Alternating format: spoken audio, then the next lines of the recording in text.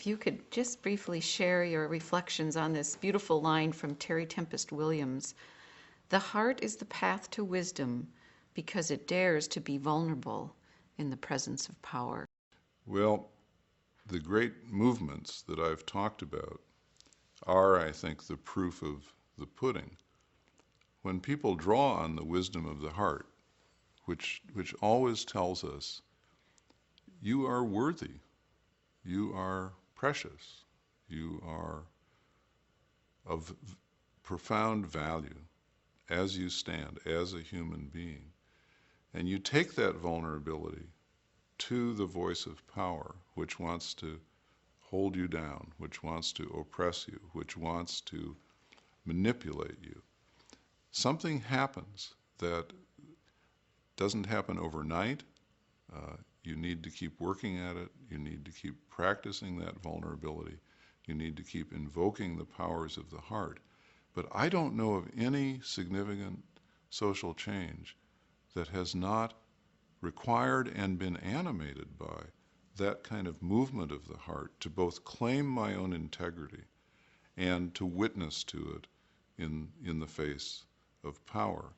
It often means sacrifice, great sacrifice. People have lost their lives for doing this.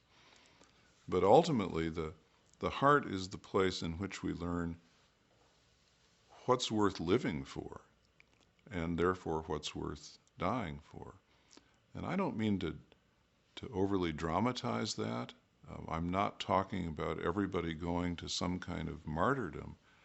I'm simply talking about our capacity and growing our own capacity to express our deepest humanity in places where it would seem unwelcome, in places where the reception may be hostile, and to trust that in the end, what's going to count as we're taking our last breath is our own answer to the question, was I fully present in the world with my own truth, with my own identity and integrity, as much as humanly possible, as much as I was able, as much as I knew how. This is not about perfection.